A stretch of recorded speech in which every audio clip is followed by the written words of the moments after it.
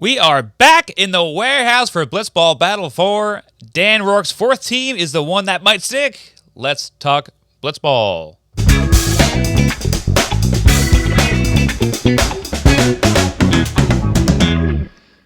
Welcome to the Blitzball Boys, the podcast about ball sports and warehouse, but lately about Blitzball. I'm your co-host, Brendan Ruppel, along with my fellow host, Peter Del Rey. Hey, Brendan. Season 2. We're back for Season 2. Blitzball Battle 4. We're here. Man. We're back to what we do best in the recaps of these games. Yeah, we're back to what we always intended on doing. This is our bread and butter. That's why we started the podcast in the first place. We are being forced to do the rest of the shows. Not for pay, of course. Not for pay. Never for pay. We don't sell out. It's mostly because of threats, for deep threats. Mostly threats. Yeah. On our lives. On our lives. On our lives. But so Peter, how excited are you to just be back in Blitzball Battle season? Oh, I'm so excited. There's something about we've done. Obviously, if you listen to the podcast, you know we've done other Blitzball content, whether it be for the Blitzball channel, whether it be for which one did we do? One inning league, I think. I don't think we Blitz, did. We just did Blitz. Yeah, we did it for Blitz. Blitzball Battle feels bigger, and the production value really speaks to it as well. Yeah. Everything about this game was incredible. This was the best Blitzball game I think I've seen since Blitzball Battle 3. Yeah, it's funny. It's been gone for so long, and it just feels like that a little bit because there's been so much in between. It hasn't been physically that much time, I guess, since the last one. But a lot has happened since then. But it's just crazy how there's all this build up to the big battle because this is the original sport that they put on the warehouse, and can it live up to how big BB3 was? And they start with this huge game, and it's they pick up right where they left off. Yeah. It was incredible. It's great. It was truly a fantastic game. And before we get too into it, Brenda, you want to burn it up? Bring on back with the burn. We're back with the burn. Here we go. Back with the burns. I did not proofread this. Well, that's okay. Read your typos. It'll be no walk in the Parks and Recreation for We Got Ice as they take on Dan Rourke and Leslie Norp. Jimmy immediately shuts up and any doubters with a big 2-run shot to give Woogas an early lead. But say it ain't so. 3 home runs for Lorenzo to max out their score at 5. Somebody learned how to hit. Dan Rourke smokes a double to tie up this game. We go to extras with Dan Rourke on the mound who can't give up more than a single. He pounds up and in twice for the strikeout that wins the first game of the tournament. And Woogas wins in extras 7-6. And that's after the extra inning rules, of course. Yeah. That's How's it feel to do burns again, Brendy? Feels good. It's fun. It's exciting to do these in a way that I going into it, I was I have so much work to do. I got to write these burns. I only have to write one. It's nice to have to do one. Yeah. There's a period of time I forget what the circumstances were, but I had to do 3 or 4 at a time. Yeah. It was roulette, and then it was when we got into the Blitzball channel stuff, the 1v1, where they were like, all right, can you start with this? And we were like, you're 8 games deep already. And you're like, well, just do it. All right, I'll do 8 burns per episode.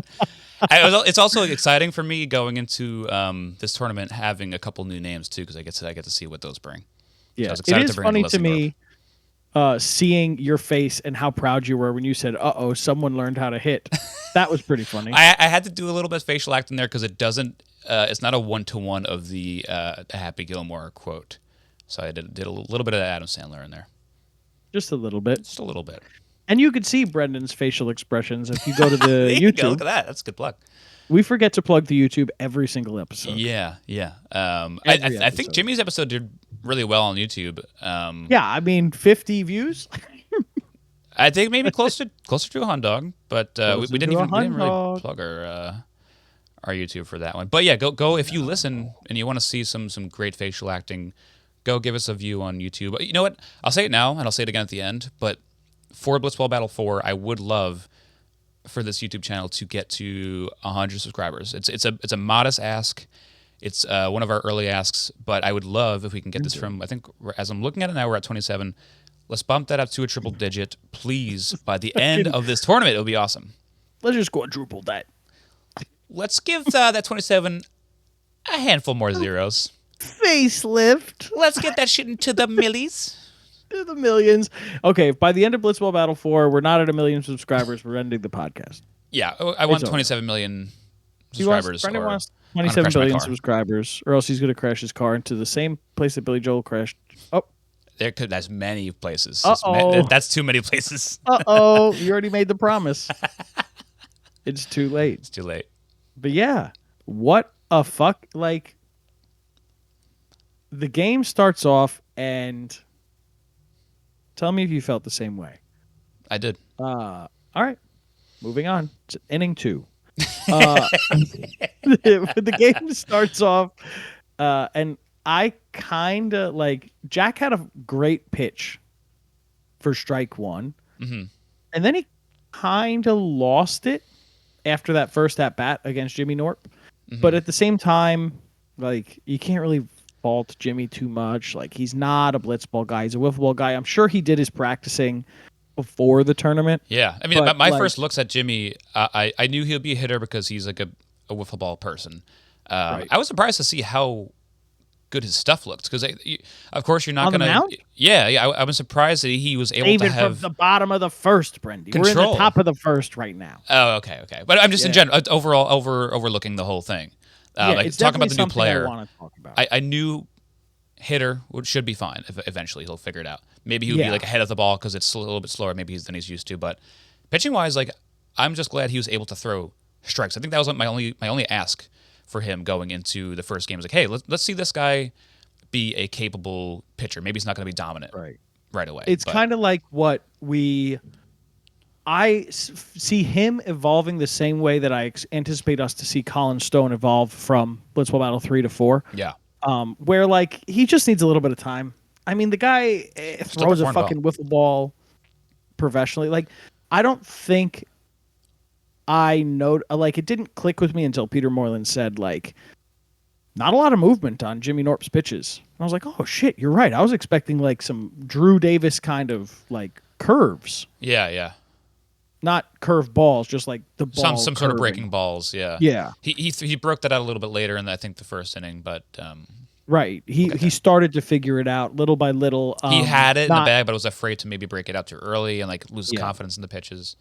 Yeah, I was going to say not confident enough to close out the game, which we'll talk about later. But in that first inning, Jack, like, he didn't seem like himself, and I'm sure this is going to change. I feel like every Blitzball battle, like, this is what happens. And the first Jack's game of the tournament, too, and everyone's going to be a little jumpy maybe their first game, too. Like, I think he threw up a 76 at some point, or 74 maybe, for a pitch. And Joe even mentioned him. He's like, it's all right. Like, we got the first inning jitters. Just like it'll come down naturally once you get a better touch for it. But I mean, watching him, for me, honestly, he looked just as sharp as ever. I think the stuff is there. It's always going to be there. Maybe it was just a couple pitches, just as sharp as ever. Yeah, he looked fantastic to me. Some of his breaking stuff from the start of the game. Yeah. He just, for me, it was more control than the pitches that got knocked were just middle, and he knew. You could see on his face. He's like, yeah, that's me. But he was piping left and right. He had bottom pipe, inside pipe, outside pipe. He just didn't have the consistency of pitches. I don't know if I agree with that. But, like, we've talked to Jack about. I can't remember if this was recorded or this was, like, before we were recording, because we get. You know how we are in interviews. We get a little excited and we start asking questions before we start recording and then forget to ask them on the recording. Yeah. He said that, like, he typically has this, like, not learning curve, but, like, he has this point where he has to shake the rust off because even though him and Zoe are in the warehouse all the time, he's not always throwing a blitz ball. So he has to, like, reacclimate himself to the blitz ball. And I think by the end of the game, he looked deadly. But in this first inning, I was like, Jack needs to fucking put it together. Yeah. I'm not saying he did bad. I mean, it was just... he got 3 strikeouts in the first inning. Yeah. Overall, he let up 4 runs total in the game? Yeah. Yeah. I don't know. I think it was just the stuff was there. Maybe he just missed a couple locations.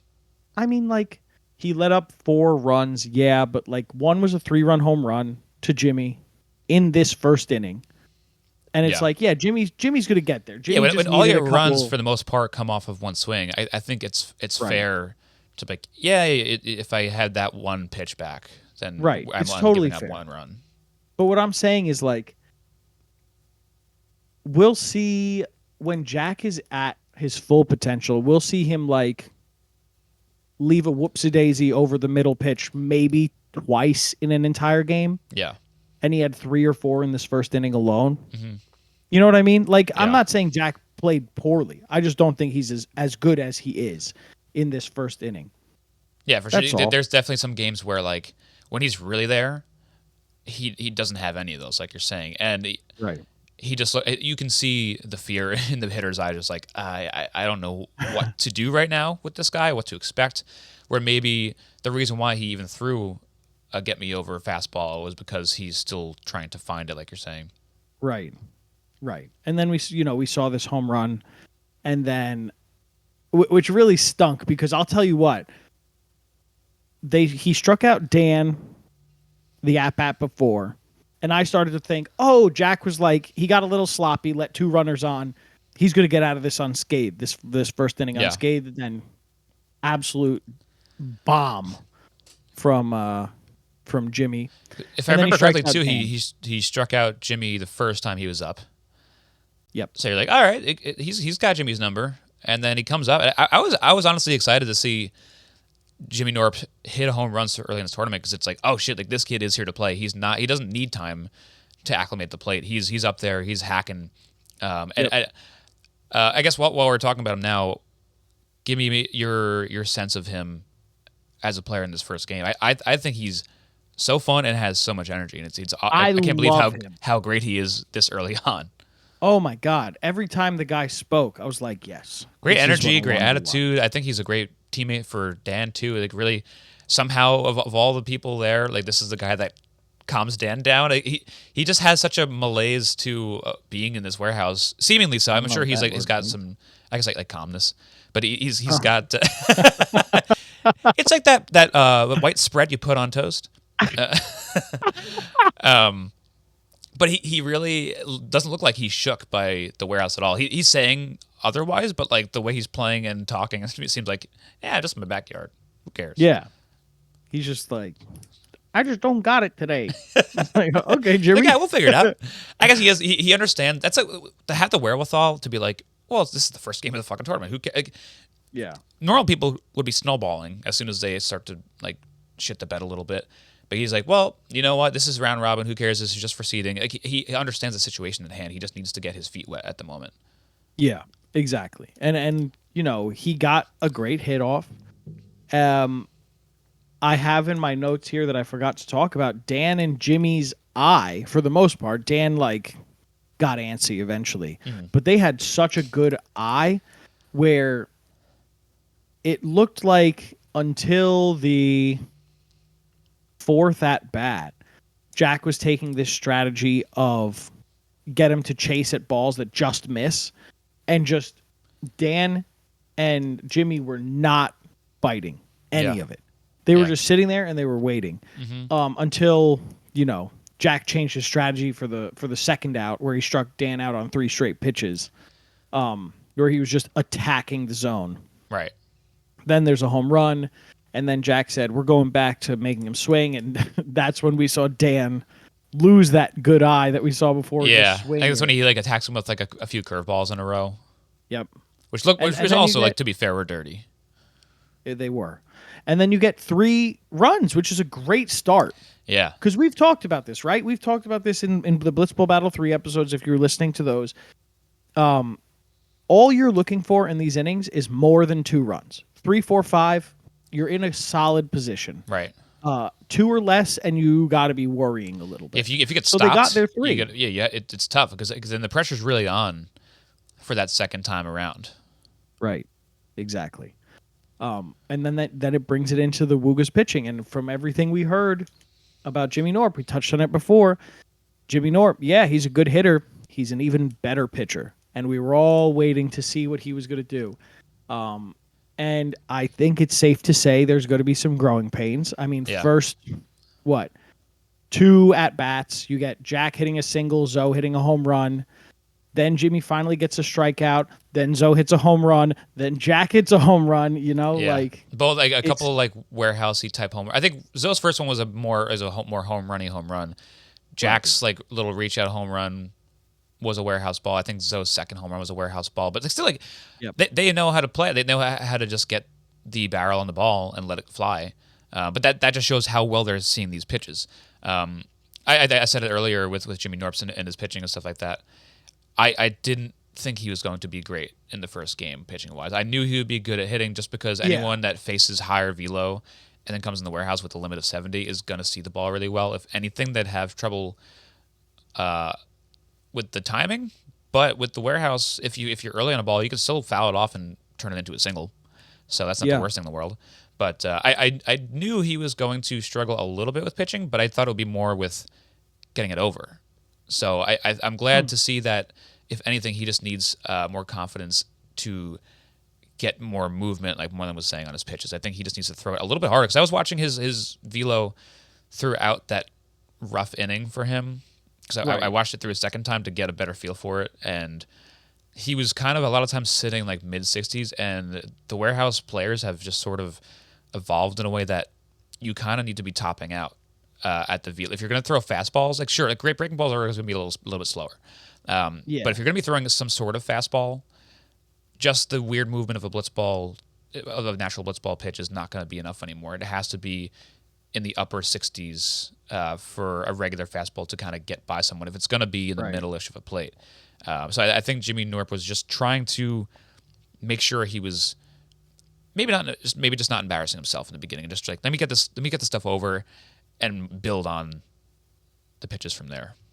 Yeah. I mean, like you were saying, the time that I noticed it, and I put it in my notes, I don't know if you saw, because I know you looked at them a little late, was like after Jack's home run, the first pitch that he threw to Zoe was a strike that hit the pipe. It was like bottom outside pipe it hit.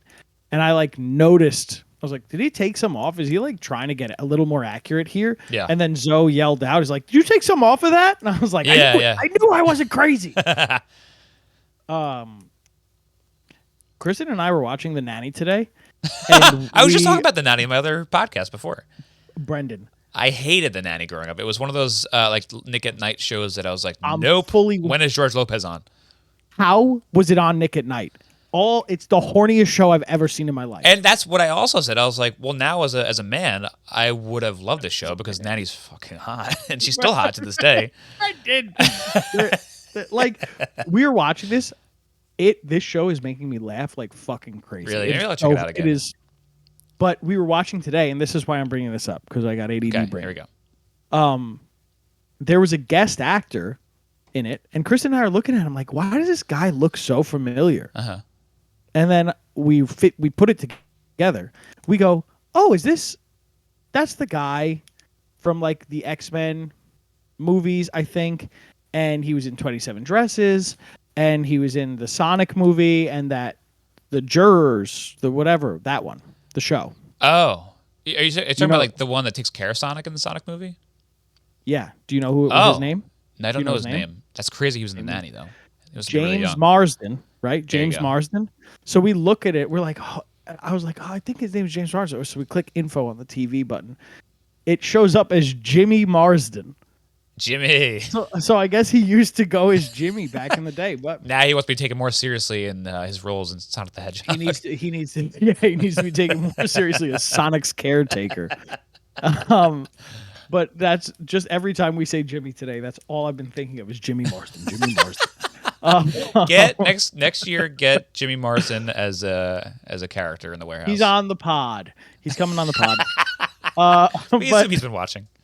But yeah, like he slows it down for this at bat against Zoe, and it works out. I think that was like the first breaking ball he threw. Out. Does he strike him out?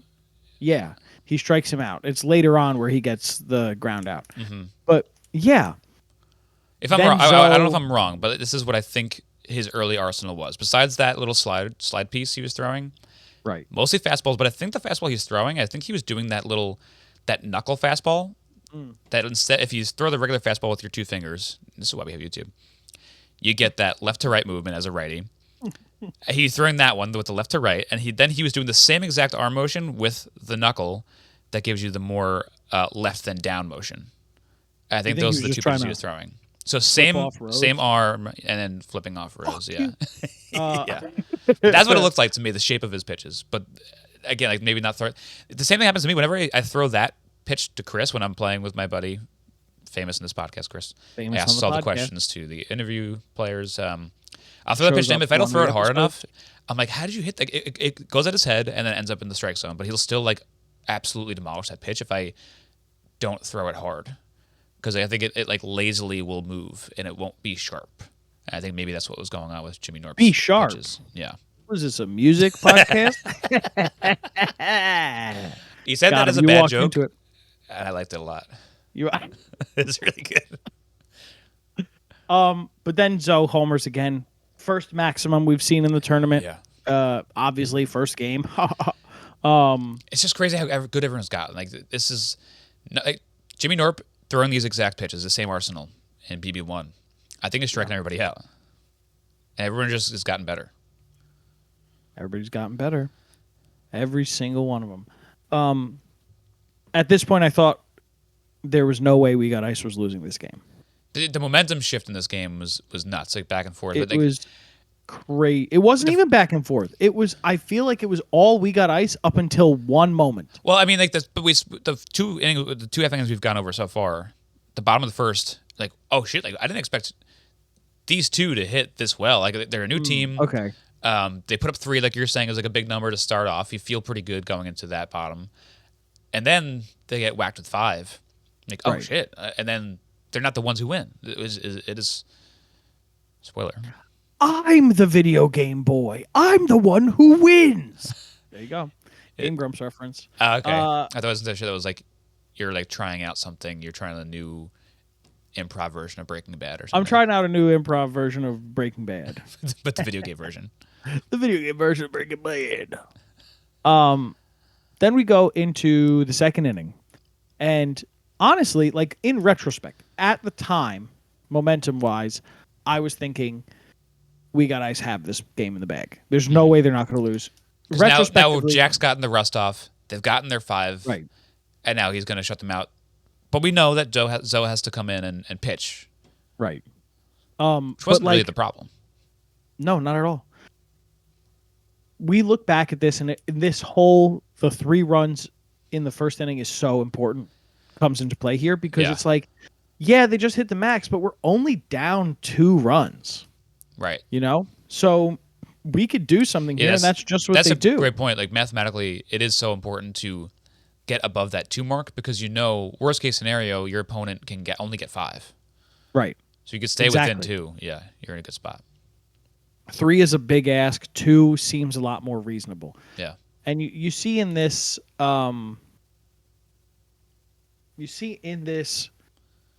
inning, Zoe's pitching, and he's not doing great. And is it a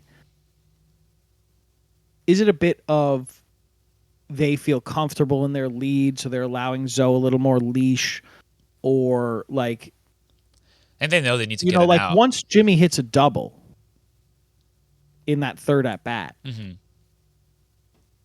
I feel like I would be like, let's get Jack to getting out, and then Zoe could finish it off because right now we need to like do something.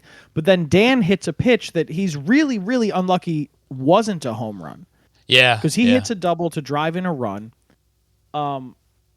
where this was like it clipped the ceiling and started coming down. It like just missed the home run. It was just the placement at which it hit the ceiling. Right. So he got real unlucky there. Zoe got very lucky. And then that's when they brought Jack in. That double by Dan would have gone further than one of Zoe's home runs. Right. Right. Exactly. Then they bring Jack back in, who walks Jimmy. And then Jack pretty much stays in until that last at bat, where Jack, and this is where I was talking about before, like didn't feel like Jack where he gives up a walk, he gives up a single. He drove in a run because he hit Jimmy twice. Yeah. You know? Like very un-Jack like. Yeah, the walk was to bring in that 6th run, right? Yes. And that was on the slider that Jack looked like he thought maybe Jimmy leaned into it. Well, he didn't lean into it. He just didn't try and get out of the way. Right. Which was I was appreciative of having Moylan up there because he's like, you know what, like you're kind of just going through the motion of your swing. Like you are moving your arms towards that ball anyway. You're up in the zone. You didn't by any means do anything to go out of your way to knock the ball away from the strike zone. Right. So it's totally valid. Right. So Then I like Trevor that got explanation. tossed. Trevor got tossed. Trevor got tossed. Big panic. I did enjoy watching someone get tossed and then end up just like yelling from the broadcast booth upstairs. It's so funny. Panic. We love Panic on this pod. Yes. So I've always loved all big- the umpires in this show. Even like in the early days before I knew who they were. yeah. I've always loved Pennick. And I think is Kyle the other one that does? Kyle's the other one. Yes, I've loved them both. Have you seen the Forgotten Rotten jerseys? I believe so, yeah. They're really cool. I've this always loved their subtle colorway. like leopard print, but it's yellow on Yeah. yellow leopard print. It's so dope. So I've gotten 2 Forgotten Rotten pieces of merch You're a fan. over the course of my life. First one came way too small. I ordered too a small. medium, and it was like definitely like a women's large or something. Could women's barely large. fit. Gave it to Nicole. She wore it to the Blitzball Blitz finale. Then I asked for Christmas for another like shirt of the Rotten, but a different color. I think the first one was like light blue, was like the Brewers colors. The one I got was like navy blue with Rotten on the front. This one also, I don't know what the fuck size they ordered for Christmas because same size as the one that does not fit at all. So I have 2 shirts that look like I'm a bodybuilder, even though I weigh like 160 pounds. So I'm gonna. So I have nothing that fits I me from Forgotten reached Rotten. I out- need to buy another shirt from them. I reached out to BBD today because I'm thinking of buying a jersey, and I said, "Hey BBD, hypothetically, if somebody is like in between a large and an extra large, me, what size jersey should they buy?" And he goes, Small. Hypothetically speaking, from someone who's who's in the same size range, get the extra large. I was like, okay, you got it. So Yeah. I guess their stuff runs a little small. Yeah. But yeah, Zoe's strikeout to get out of this inning. Talk about it a little bit.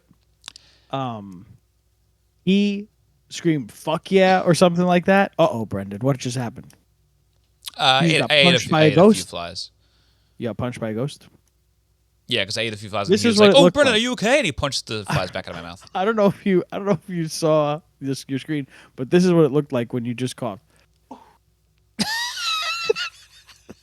So Whenever I know I have to cough, I try and quickly get away from the mic, but I guess it must have looked a little funny. Tazon Day chocolate rain style.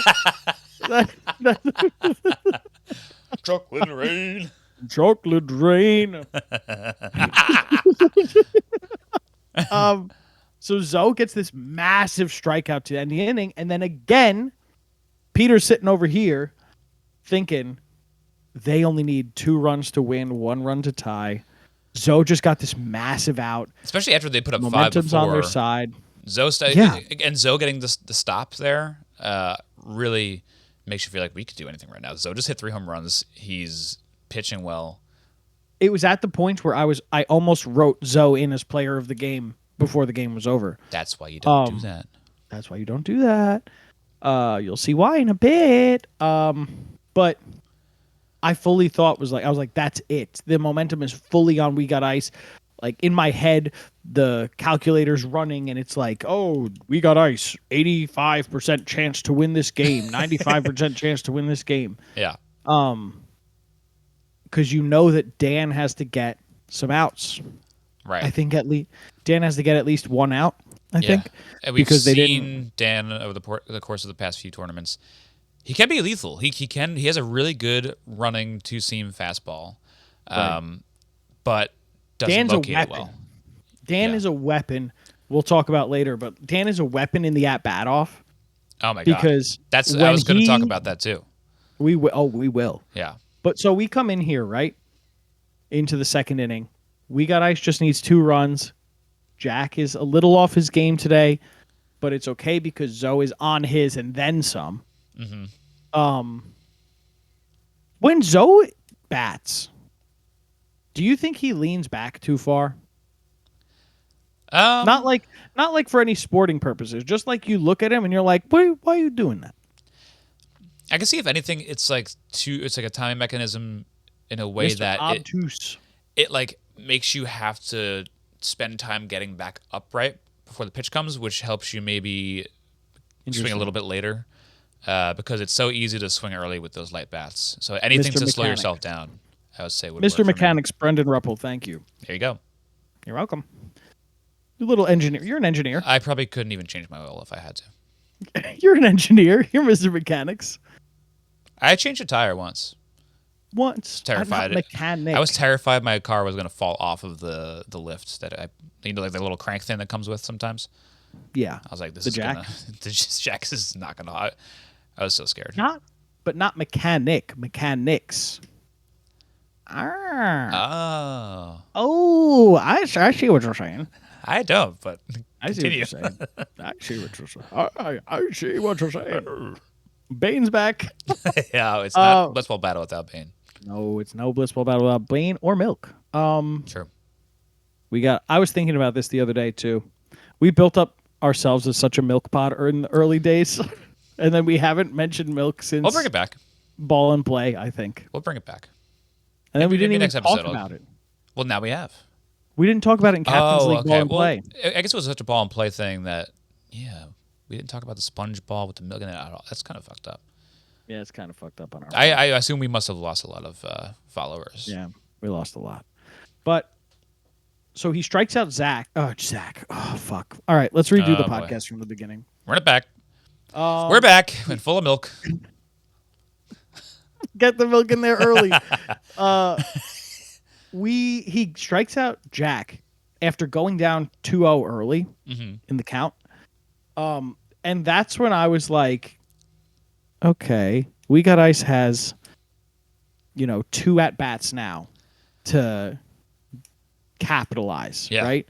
Then they get a walk, which is like, okay, that's not awful. It doesn't really do anything for momentum purposes. And then Jack pops one up to Dan. And I go, it is crazy how in my mind, and I told you this before we started recording, like I started shaking. Yeah. I was so excited about I had no idea what was going to happen next. Even if you pause the video and see how much time is left, right? You have no idea what's going to happen. My first time too, I had the luxury of I was watching live, so I got to. I wouldn't have known that it was. If you see it at an hour normally going into it, you're like, oh, we got extras on our hands. Yeah. So it was great to see it live and not know what was going on. Well, it was even because I don't know how their production. I didn't know how their production was going to be. I was like, okay, when this happened, there was about 5 minutes left in the video. Yeah. And I was like, okay, they could walk it off didn't go on for very long, so it wasn't that much bonus content. I was like, it was a long they game could in general. Either walk it off here and then Peter and Chris do a little talk about for the game. Yeah. That lasted a little bit. Or we're going to extras and they're going to end it right when the game ends. Right, so there's I no way had to know. no idea what was going to happen. But he strikes Jack out. And I'm like, oh my God. This is where I didn't go back. And I said, Woogas are winning this game. That pitch sequence, too, by the way, was amazing. And Dan's always had that two-seamer that runs. Right. And it's such a good two-seamer in the way that a lot of people's will have a little bit of that, diagonal run and rise at the same time. His almost just darts straight to the right. And it looks faster than anyone's two-seamer or fastball just because of how much it moves horizontally. It's beautiful.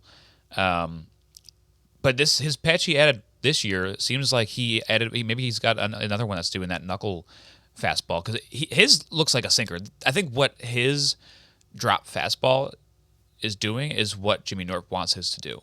And it will eventually. Yeah, and it will. But that was what essentially was leaving Jack just confused at the plate and didn't even swing and struck out. So good because you're expecting the fastball just all right, well, if he throws it over the top, it'll start outside and eventually run in. This one is it's like an Aroldis Chapman sinker or a splitter when it's working. Who's that? Some asshole. With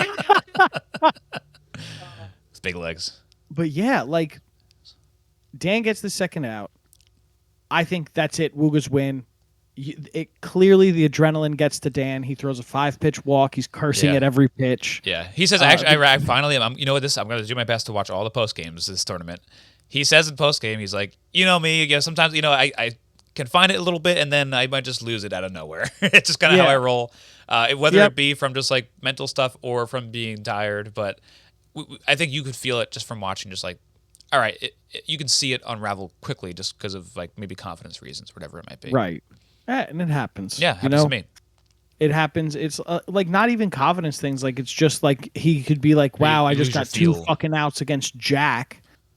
That's awesome." His heart starts pumping like crazy. And he throws a ball a little too high, spikes a ball because his adrenaline's going nuts.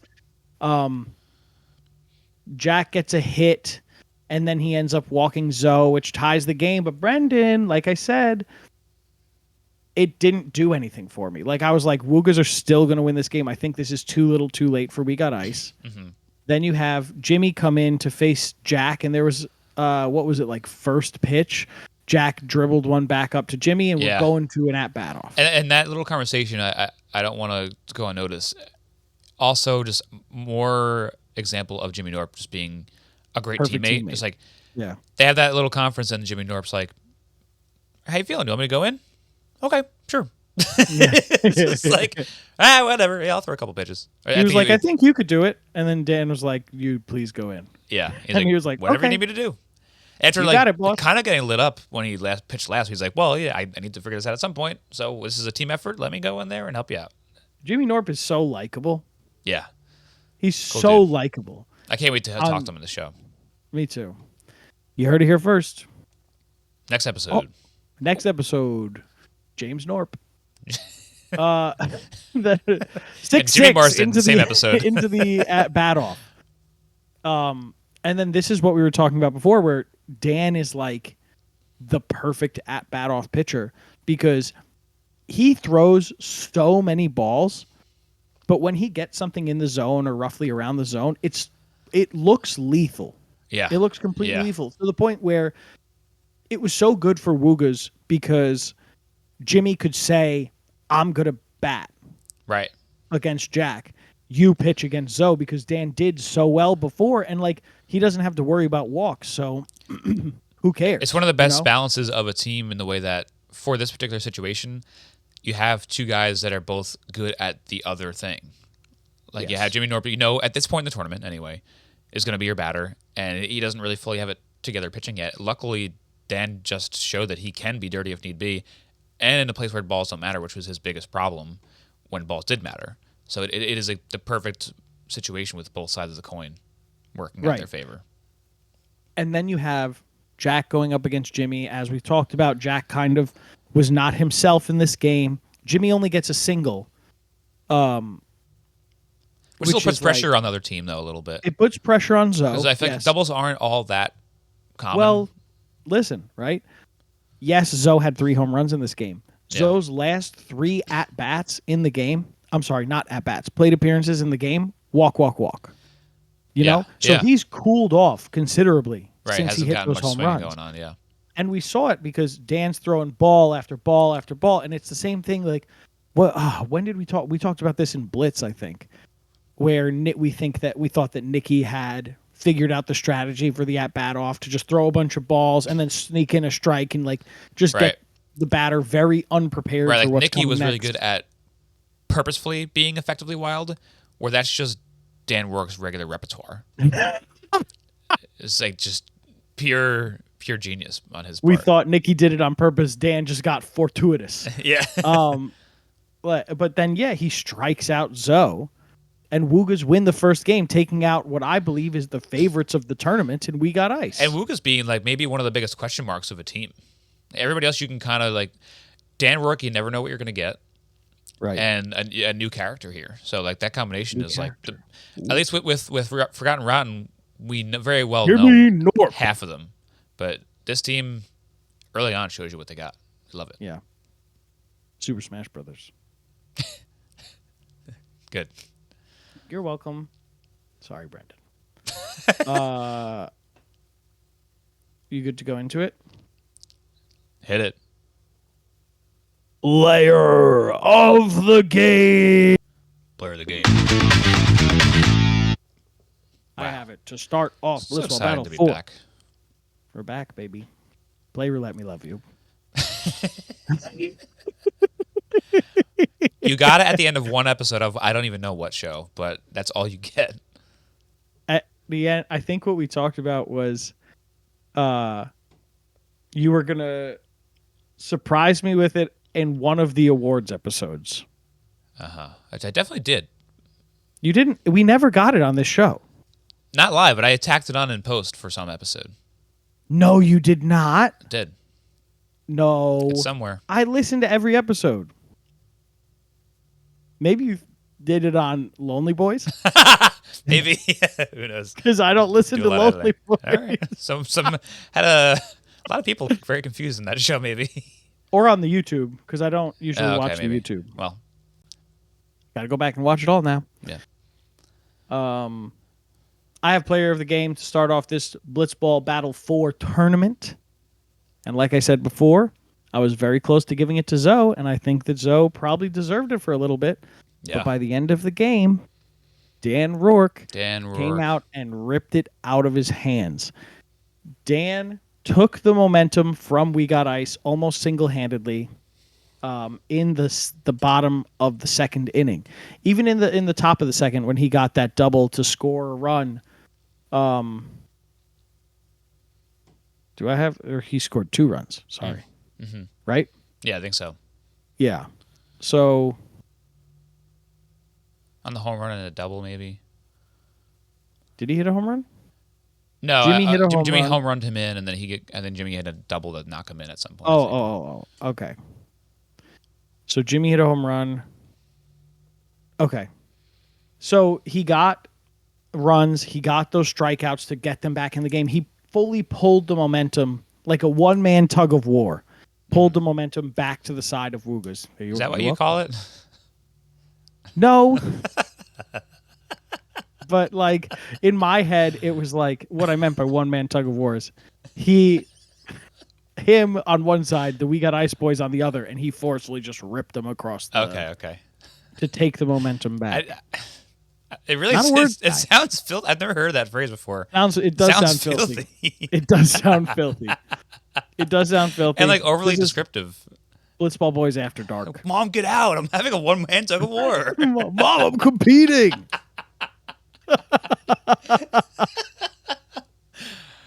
It's a great award for a great man. And also just he's so entertaining.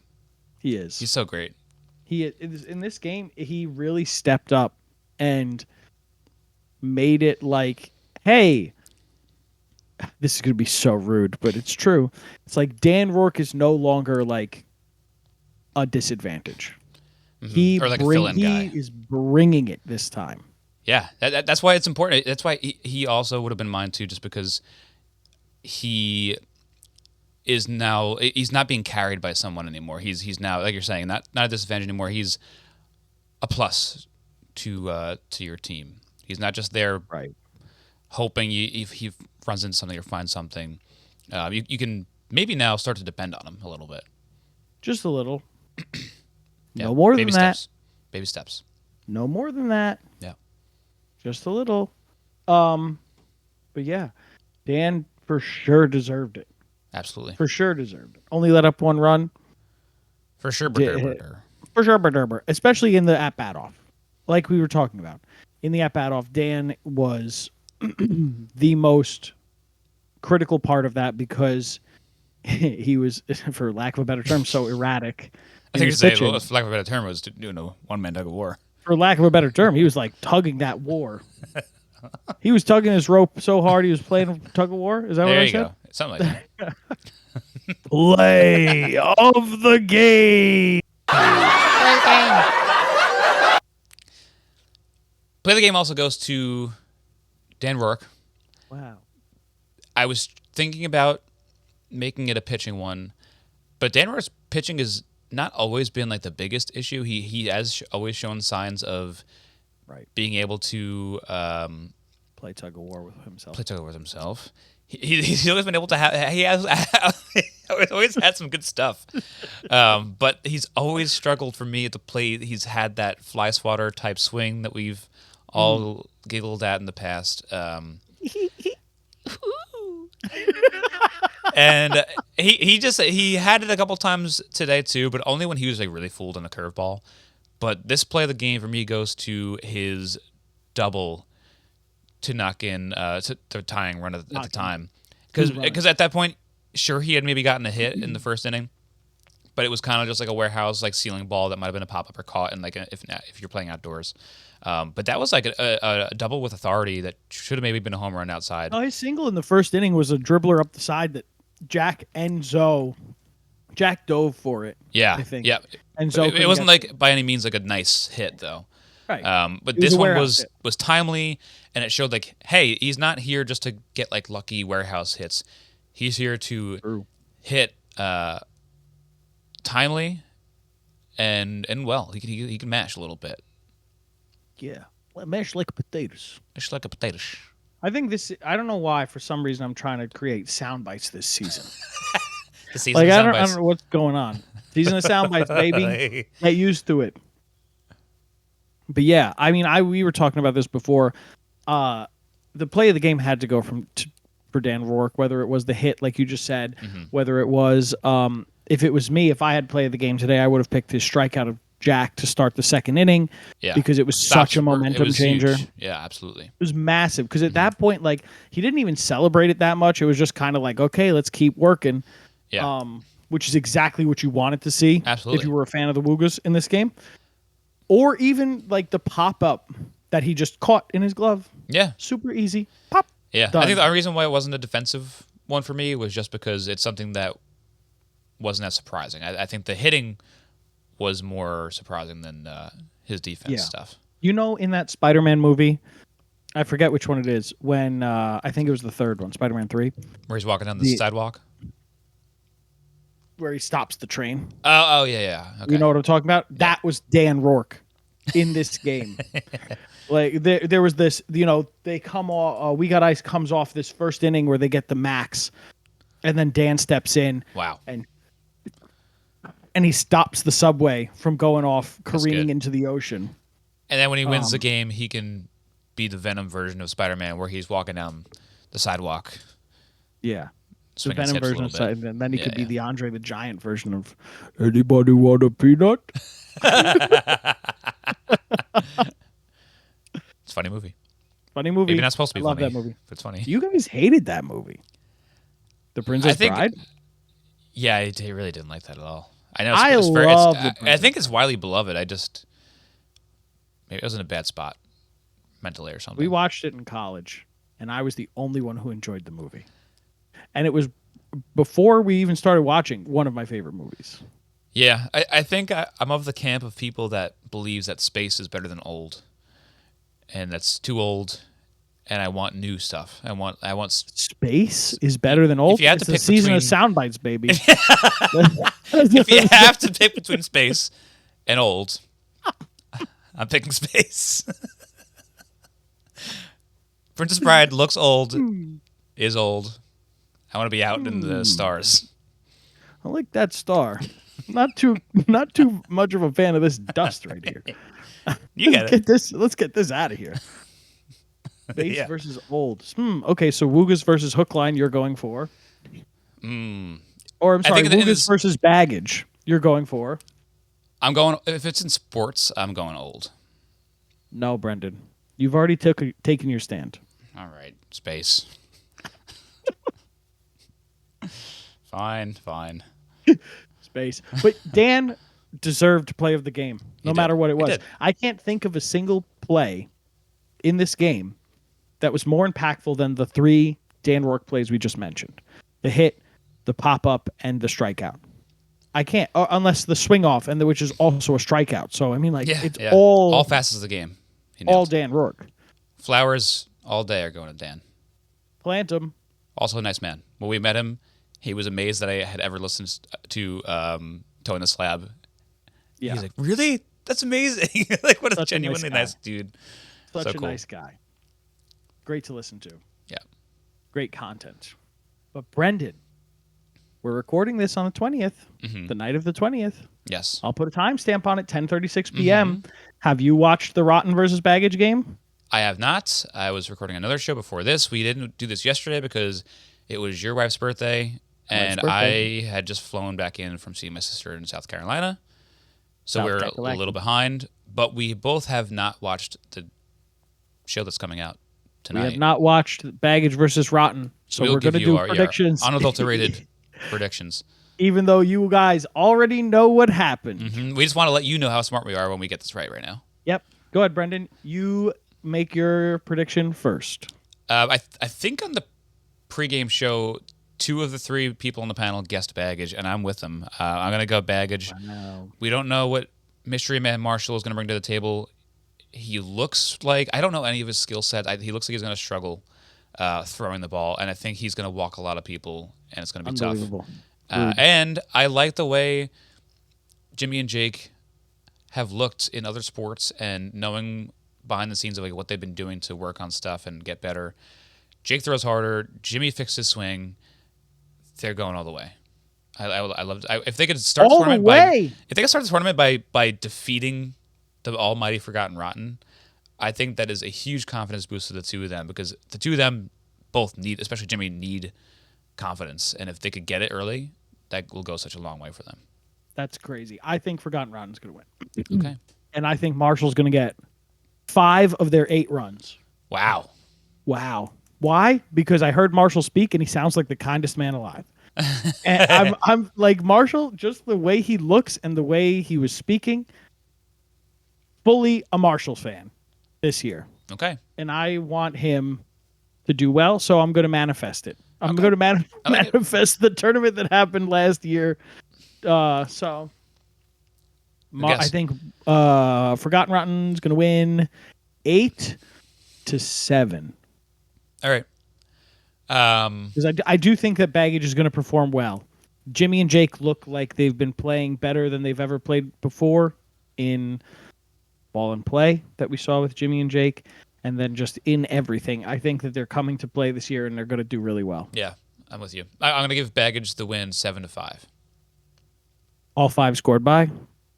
All 5 scored by Marshall. James Marsden. We are Jimmy Marsden. We are Jimmy Marsden pod. Milk pod.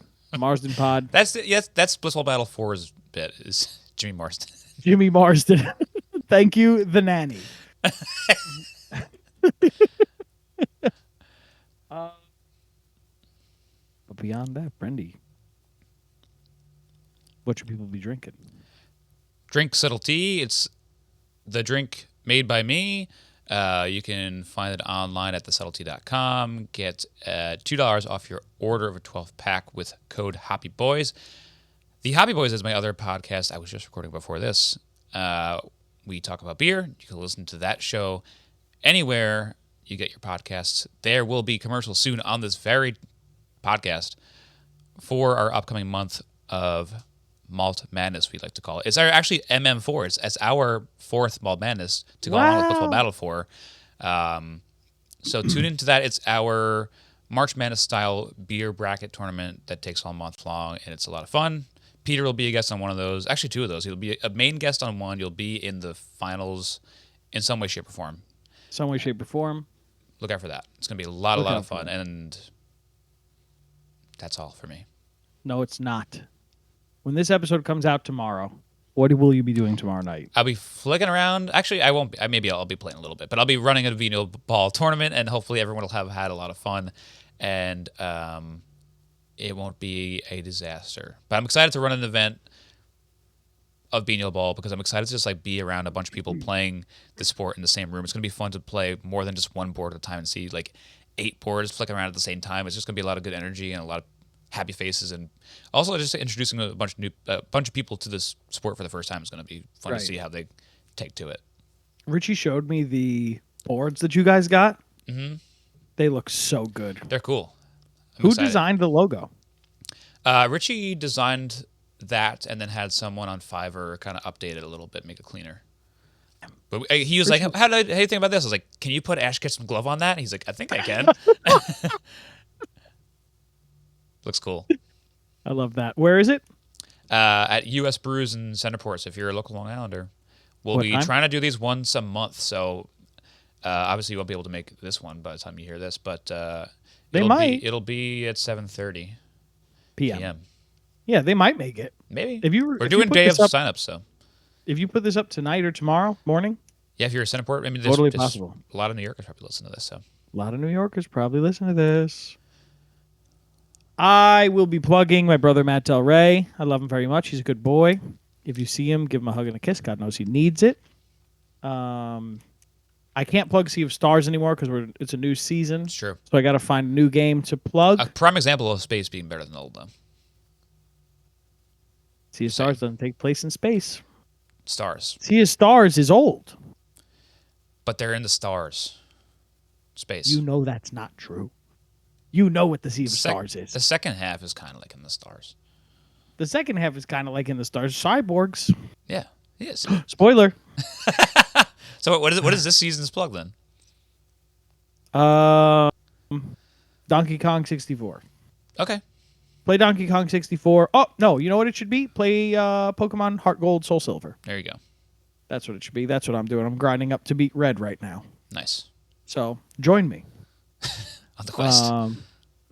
Beyond that, Brendy, ask me the question. You got anything else you want to talk about? Oh, shit. Yes. We mentioned it before. That's why we asked the question. Listen to us on the YouTubes. There you go. Oh, yeah.